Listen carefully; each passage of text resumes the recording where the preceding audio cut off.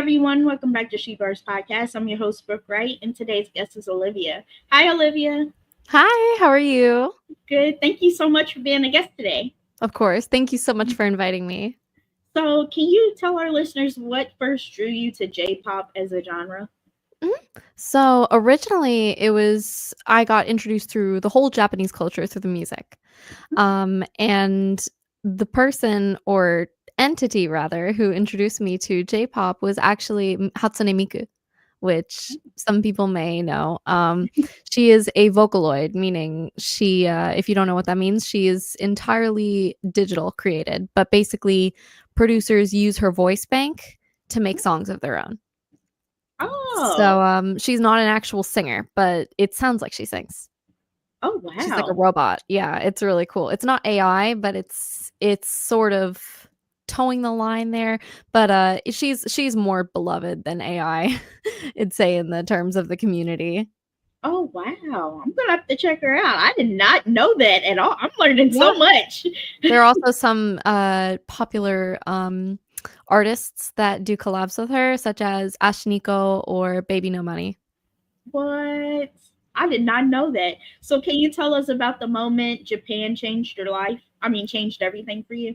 Yeah, so I'd say it was probably when I started J-pop that everything changed for me, because before that, I mean, it wasn't really a to be honest, it wasn't really a stark change. It was more of a gradual change because I'd always loved Japanese culture ever since I was like 12, through listening to the music, and then I got into anime, and then I got into the culture and the history, and then I got into learning the language in high school. And after high school, I really got, really enveloped in learning the language. And so I decided in college that I was going to be a Japanese major.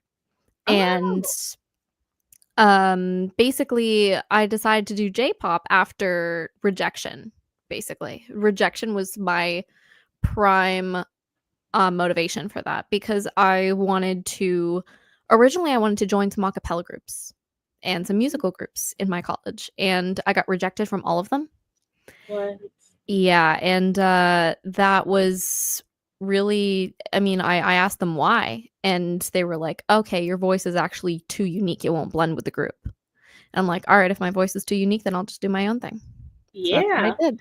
I did listen to one of your songs. I think it was TTYL, and I loved it. I was like, oh, okay. And then I saw that you have a video coming out for it. So I can't wait to talk about that. But Thank you. what inspired your album, Start Again? Yeah, so Start Again is all about change. It's all about how you grow through change and how you cope with change. It's all about really getting to know who you are and, I guess, saying no to toxicity. Ooh, yeah, I like that.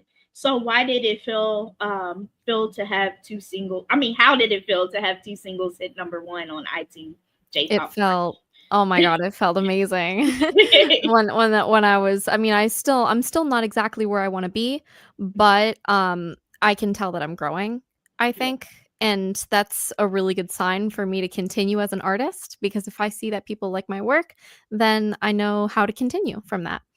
Yeah. But obviously, I'm still not at the place that I wanna be, and I still have a lot more room for growth and a lot more room for challenging myself, and, I'm really excited to see where that takes me. Yeah, me too. So have you ever, this is outside of the questions, have you ever performed in Japan yet? Like, No, have I haven't. you haven't yet? Not Oh, yet. dang. So were you always planning to be a J-pop artist, or did that evolve over time? That definitely evolved. I originally was going to be I just wanted to be like a pop artist, like maybe an alternative pop artist. In high school, I wrote my first single, Enemy, and wow, that was so long ago. Um, and I it was definitely a jump, a change in what I write now. It was a lot darker, a lot more um poetic, I'd say. Um, but it lacked something, and I think the something that it lacked was purpose. Yeah, Because now that I'm into J-pop, I feel like I have purpose. yeah. You found like And you found your spot, like yeah, Yeah, I was originally an, alternative pop artist. I made 3 singles, "Enemy," "Enough," and "Eternal Eclipse" before I went into J-pop. Oh. So what challenge did you face breaking into J-pop scene as a non-Japanese artist? Yeah, I face a lot of challenges from namely people who, um, I guess, like the term cultural appropriation. Oh. Yeah.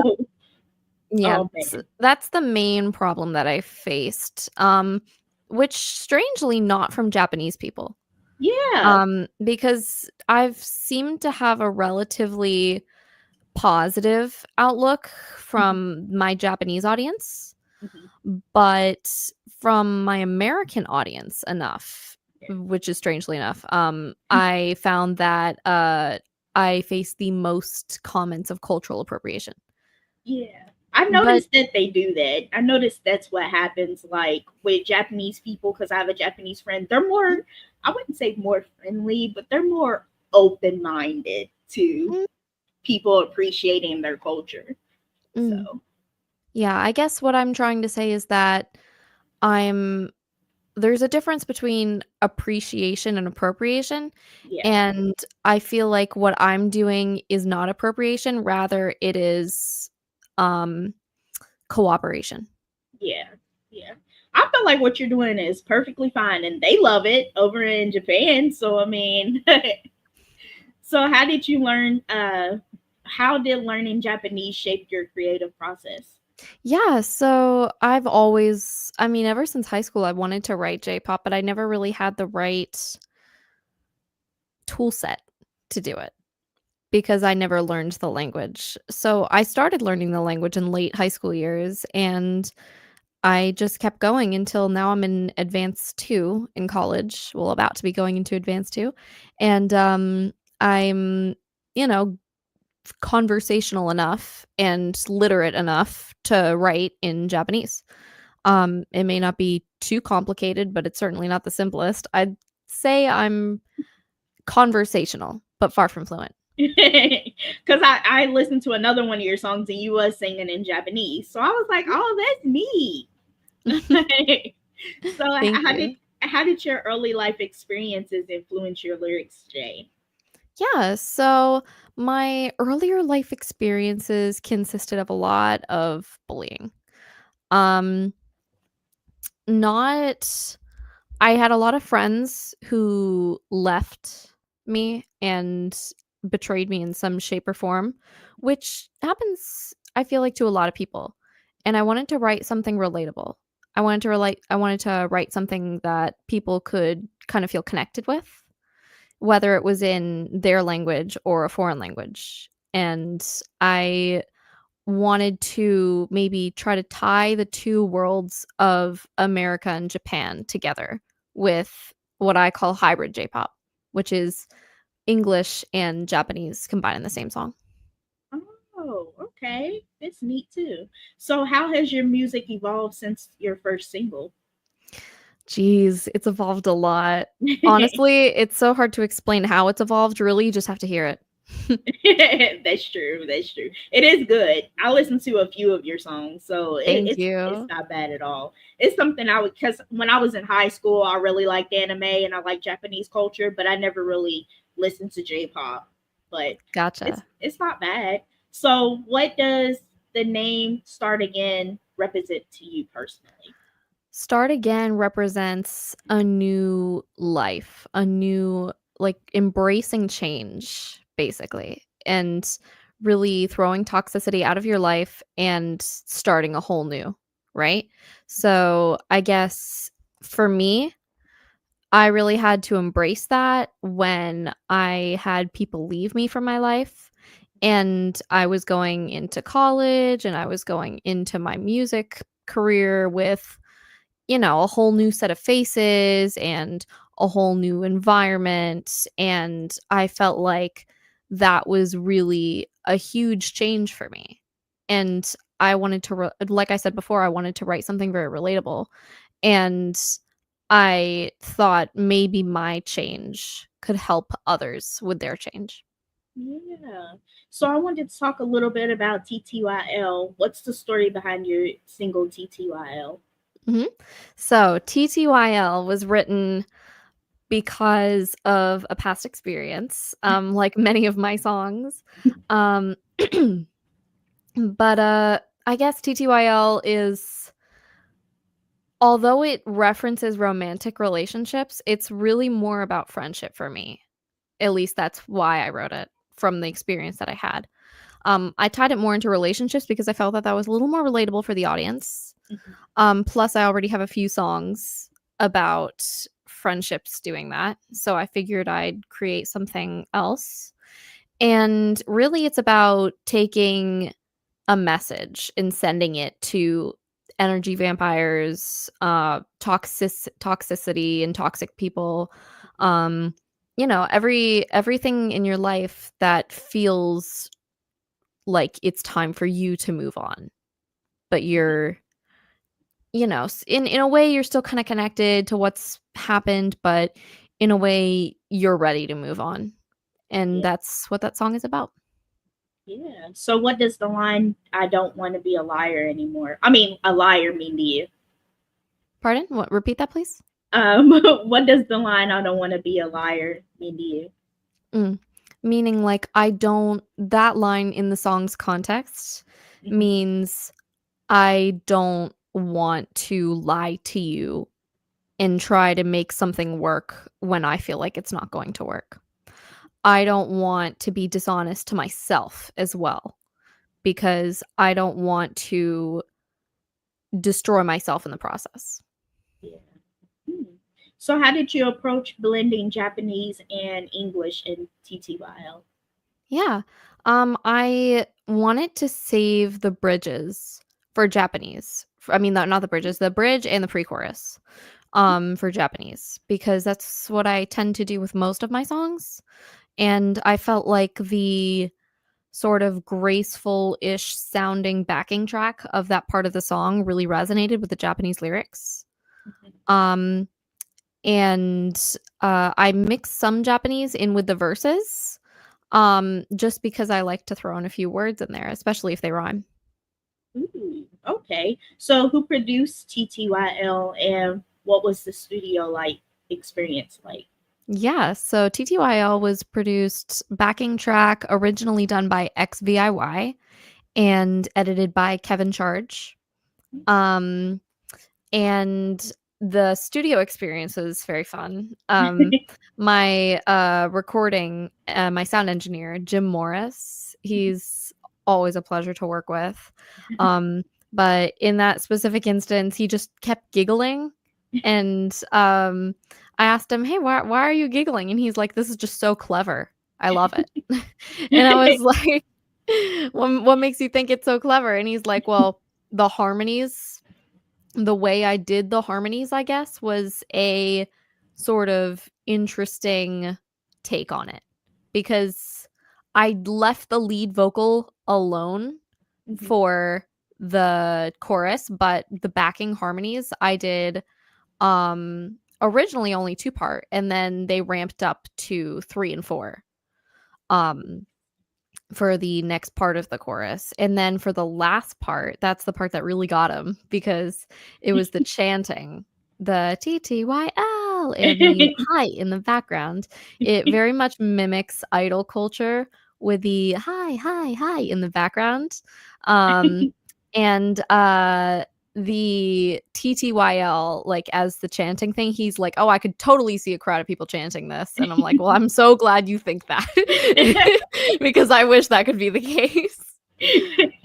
So this is a question outside of the questions I was going to ask you, but how was it like your first experience stepping into the studio? Like, was you nervous? Like, I hope people like it, or was you just like, I hope the producers like it, and like, how? What was your first experience? This is so strange to think about, but the first experience that I had, I haven't thought about this in such a long time, but the original thought that I had was, "Oh no, my parents have to hear me sing." Because I hate singing in front of my parents. I really do. I don't know what it is, but I just hate singing in front of family. It makes me feel so nervous. Yeah, family can be like a little pressure on you. Like, Especially with my mom because she's so strict. She was a singer, and, she grew up in a choir, and she did some recordings of her own back in the day, covers, and, I you know, it's she usually comes even now, she usually comes to the studio with me, and we sometimes get in little arguments over the way a certain phrase should be sung, and then Jim Morris, our sound engineer, gets in the middle of it, and he's like, "Actually, I think," and then he solves all the problems. that's funny. Moms. My mom does it too. So, did anything unexpected happen while writing or recording it? Yeah, the harmonies. The harmonies are never expected. I Uh, always make them up in the studio. Man, so what message do you hope listeners take away from TTYL? Um, I want them to take away that they should value themselves and that they should never let themselves um stick down to another person's level. So I guess if someone is treating them toxically, they should just walk away. They Yeah. shouldn't try to, do anything that would get revenge, or I mean, I could totally see that angle, but that song specifically is about just walking away and being done with toxicity. Mhm. So, how did you decide the song structure, like the mix of melody and rap? Yeah, so I guess for the song structure, I had a wide array of songs that did the whole melody and rap thing. Some still do, some don't. Some on my next album will. But so my next two albums will. I have two albums coming out. um but I guess I decide the melody first. So I fit lyrics to the melody, if that makes sense. So Oh, when it comes to doing that sort of thing, I especially with a rap, I decide on a rhythm and then I decide to put the lyrics in it. oh, okay, nice. So, when does I did read, but I forgot. When does your TTYL video come out? I Or is it already believe out? the world premiere is out now. It is? Can be Ooh. found on my Instagram at Olivia with two A's, Millin with two N's. Okay, I'm gonna share that. Thank you. So, so how do you usually start writing a new song? Mhm. So, like I said, just a little bit before, I start with the melody. A melody comes to my head, and I start writing what I think the melody should sound like. I don't write it on sheet music or anything. It just kind of lives in my brain rent free. um, and it really locks in once I put words to it. So once I put words to it, really all I have to do is look at the words I wrote in my little Google Doc, and I hear the melody. So So how do artists like I'm going to butcher these names. I know I am, but I know you probably know the two artists I'm talking about. So I'm gonna let you say it because I'm gonna mess it all up. But how did Mhm. they influence your sound? Are you talking about Yoasobi and Atarashii Gakkou? Yes. Gotcha. Um, Yoasobi specifically has really happy melodies, like really major, upbeat melodies, but really sad, melancholy lyrics. And I took a lot of inspiration for that for the Start Again album. Um, Atarashii Gakkou has inspired me more recently with especially the song Tokyo Calling, especially with my newer album coming up called War of AI. Oh, okay. So what do you admire most about Lady Gaga's boldness?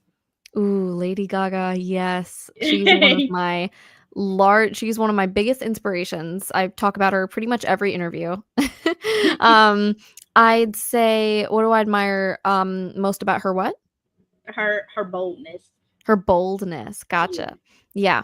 I'd say probably she's just so unapologetically her, and it's Yeah. beautiful. It's like I've watched her interviews, I've watched her music videos, I've watched her live performances, and there was one performance that really got to me where she was performing in, I believe it was Russia, for a live concert, and they told her, I think they said something like, not to perform Born This Way or something like that. Something about not, calling out with the, not calling out the LGBT community, and she just didn't care. She called them out anyway, and she said, "Arrest me." Oh, wow. And, I found that really inspiring Mhm. because, you know, she has a cause and she stands up for it, and I feel like I relate to that Yeah, because and she's so friendly because she came to Louisville to perform in Louisville, Kentucky. That's where I live, mm, and she performed at Play. And Play is the a drag queen, like yeah, drag queen shows, and she performed there. And she introduced herself to all her fans. She is so nice. Like yeah. she's the friendliest celebrity. She seems so nice, but also she seems very unapologetically her and Yes, very like she stands her ground on who she is and she yes. won't let anybody change that. And that mix is just beautiful to me. Oh yeah, oh yeah. I love her too. Yeah. So, what do you listen to when you need inspiration besides Lady Gaga? Yeah. Besides Lady Gaga, I say Cat's Eye. Um Their newest single, Gnarly, actually has had a huge grip on me lately. I didn't get it at first, but I kept listening to it and then I got it. You know, it's one of those things that grows on you. Um, Another thing I listen to is Pinky. She is a J-pop funk artist. She's American as well, so I find her pretty inspiring. Um, then I'd say probably mix in a little bit of Atarashii Gakkou and Yoasobi, obviously, I have to add those in there. Had to. And I think that's about it. Maybe a little bit of other obscure artists that I can't think of right at the second, but yeah. So, how do you stay creatively motivated? Mhm. Um, Honestly, I'm kind of here's the thing. When I get really motivated, I write, like, 3 songs at a time. So I don't have to stay motivated, I guess. For me, it's like I just have to find like a day where I feel motivated and then I'll write a whole bunch and then I don't have to write for like a quite a while. I mean, I remember one day where I wrote like 5 songs and then my mom called me and she was just like, "Okay, it's time to stop writing music now. You have to get to bed. Please stop writing music."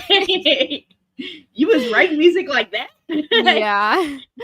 And basically I just have these sessions where I write a whole bunch of music in a short period of time and they usually turn out pretty good. Sometimes I have to scrap one or two um because I just have to really sit on them and then listen to them later. But I guess staying motivated like in the long term, um I just really have a vision, I guess. I really have a dream and I really want to live it out.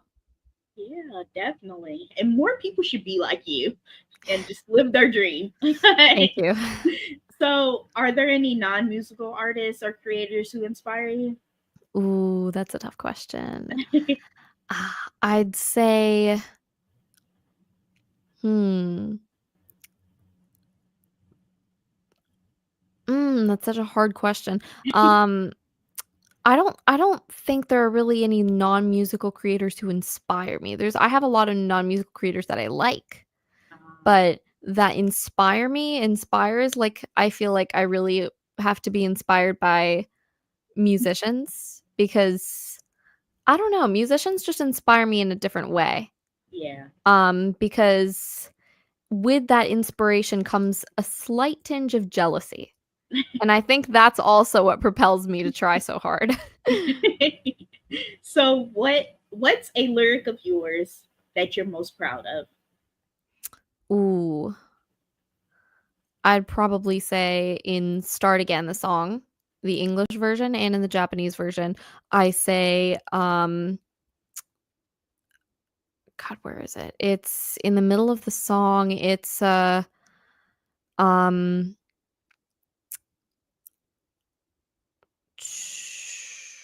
something like I'm a spark. Um like you can't chain me up because I'll break through the bars.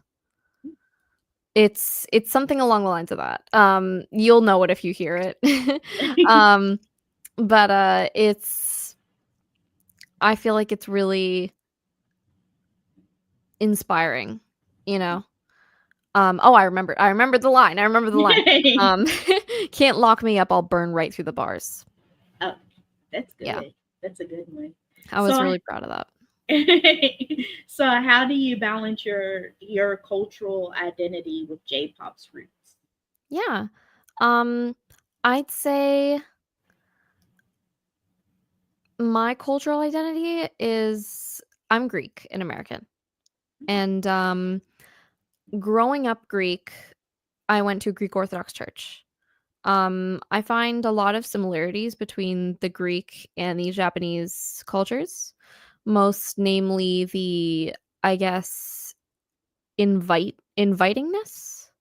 I don't know if that's a word, but I just made it up. You know, the how people invite you. I guess the hospitality. There we go, hospitality. Um, and, I guess I sort of drew closer to the Japanese culture as I grew up because I admired the honor and the discipline. Okay. And, I kind of always just stuck with that. But with my own cultural identity, um, I feel somewhat tied and not tied to my culture. Mainly because my family's predominantly American, and I don't really do much when it comes to my culture other than namely holidays. Um, but other than that, I'd say I really do resonate with the Japanese culture more than my own. Okay. So have you faced criticism for doing J-pop as a Western artist? Yes. Yeah. Yeah. So what are some of the things you don't have to say it, but Yeah. like what are some of the things that they like said? Yeah, sure. I mean, I remember posting a TikTok that was like something along the lines of I don't understand why people of another like I guess like how do I explain this? Like if it's not your culture, Mhm. why do you defend another culture and say that that's cultural appropriation? That was just an Yeah. opinion that I had. And I got quite a few comments in that comment section saying like that's not your place to say it. Oh man. Yeah, and People are that so harsh. it's They all are. right. I mean, everyone's entitled to their own opinion, so I completely understand. But and I just got like on my Be With Me music video, I got a few comments from people saying like, "Oh, well, of course the love interest is Asian and stuff like that." Actually, he wasn't Asian, he was Indian. So but yeah, there was a lot of Keyboard warriors. keyboard warriors specifically, yes. But there were some people that I've had to face in real life that when I was when I was in the anime club of my school last year, I identified with a character from an anime that we were watching cuz it's anime club. And because she really liked Japanese culture. And one of the people told me, "Hey, that's racist." And I'm like, What? "What?" and then he's like all the Asian people in the anime club feel really uncomfortable around you. I went and had my best friend ask every single one of them. None of them did. What? Yeah, so that was interesting. But I mean, like I said, everybody's entitled to their own opinion and some people are just going to feel that way regardless. So I just honestly laugh it off. Man, I'm sorry you have to go through that. Man. Nah, it's fine. Honestly, stuff like that, when it comes to stuff like that, I'm really grateful for my bullying experiences in my childhood because I feel like I never would have withstanded my ground and um withstanded everything that all the hate comments and stuff like that. I never would have been able to take them because I didn't have something to compare it to. But now that I have something to compare it to, I know that it's really just nothing and it's not that big of a deal. It's just people have their own opinions. So Yeah, that's true. That's true. But I want to tell you, don't ever stop. Because Eminem, he's, you know, a white guy, you know, and he raps and he never gave up. So don't ever give up because Eminem is the GOAT. Thank you. Eminem is the GOAT. So what's your favorite Japanese phrase or odoms that it, I'm not going to pronounce it right, that shows up in your music? Ooh, probably. That's a really hard question.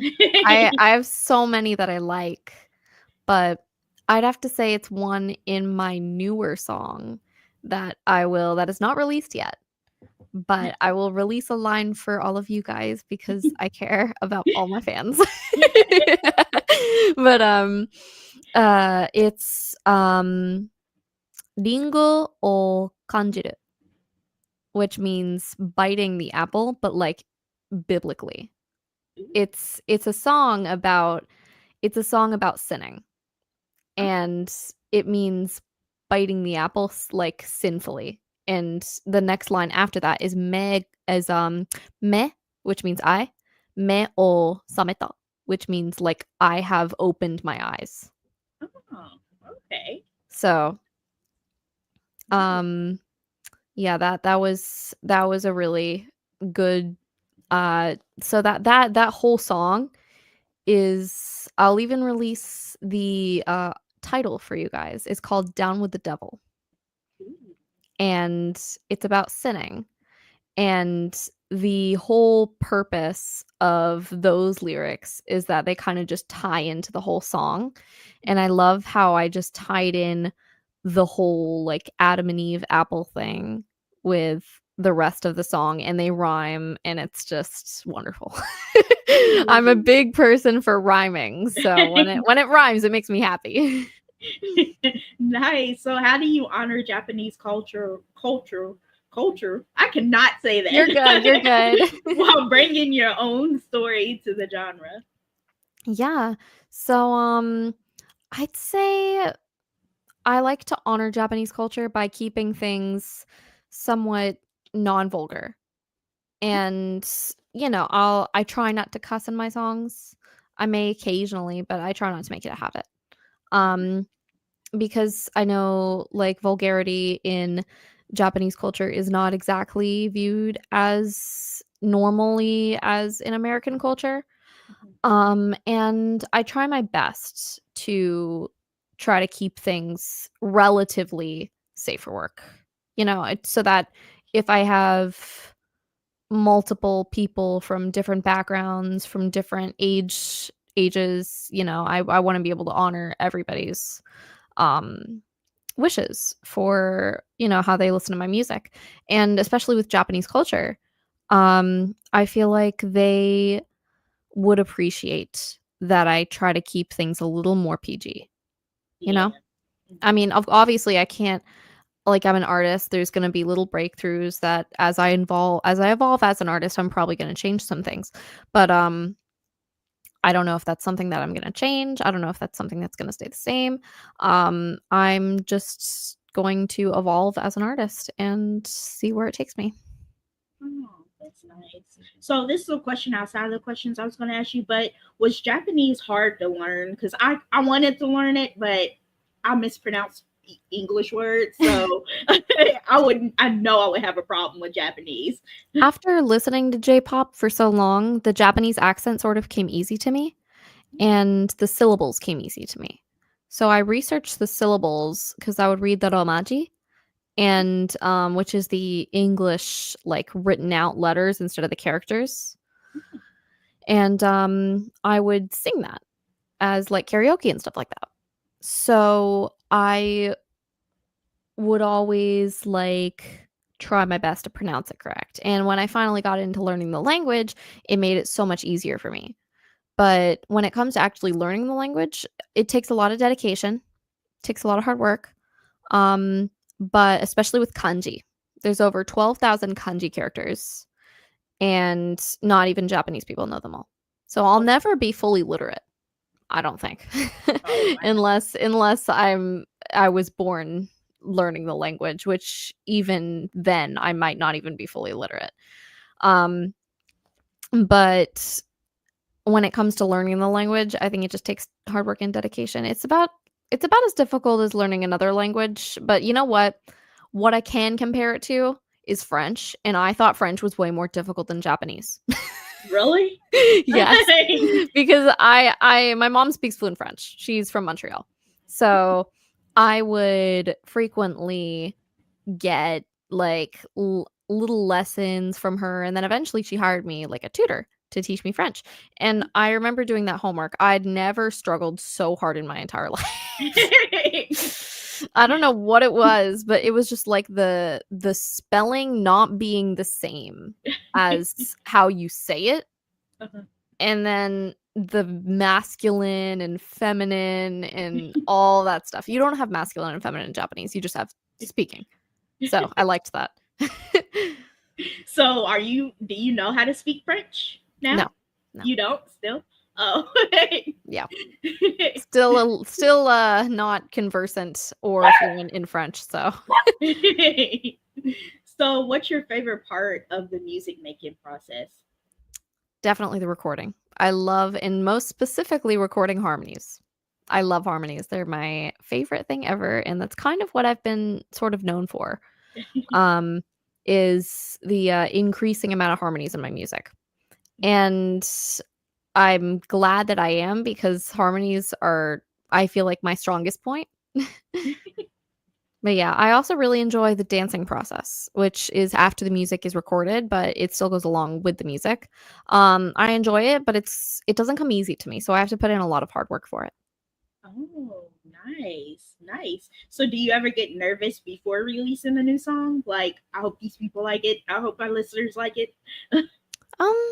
Not really, actually. I don't really get nervous before releasing a new song, because I feel like if they don't like it, so what? It's not like it's gonna be the end of the world. I'm just gonna release more music. Well, they're bound to like Yeah. another one of them. So, Yeah, I like that answer. Very good answer. So what would you say to fans who are struggling with self-expression? I'd say the biggest thing I can tell you right now is to just keep going.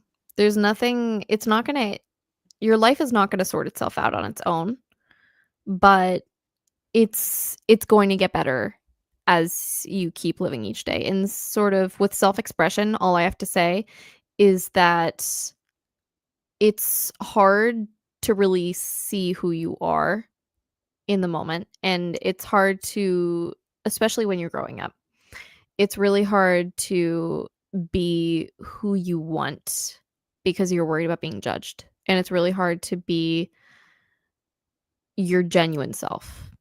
And I feel like the more you realize that nobody really cares and everybody's just worrying about their own selves, that uh, you'll eventually get better at it. And it's gonna take a while. It takes some time, but you're gonna get there. Yep, I like that too. So any plans for a tour or a live performance soon? Live performances are still on the maybe list for this summer, at least. If I get an opportunity, I'd love to take it. But right now I'm really concentrating on doing my albums. And I mainly want to get both albums out before the end of, I want to get them both recorded before the end of summer, because that's when I have to go back to college, and that's when, stuff really hits the fan. Oh yeah. So what are you going to college for? Like, is it music theory or like music study or I'm a Japanese major. Japanese major? Nice. I didn't even know they had Japanese majors in school. See, I've been out of school too long. So my last and final question before I let you go is, where can my listeners and your fans find your music, all of your music on? Yeah, if you search it, it should be there. Honestly, Spotify, iTunes, Pandora, Amazon, YouTube Music. If you search it, it should be there. All right. I want to thank you so much, Olivia, for being a guest on my podcast today and chatting with me about your music. Of course. Thank you so much for having me. You have a great day. You too. Bye. Hey everyone, I want to thank you all so much for listening to my interview with Olivia. Definitely check out her music and see you next time for the next interview. Bye.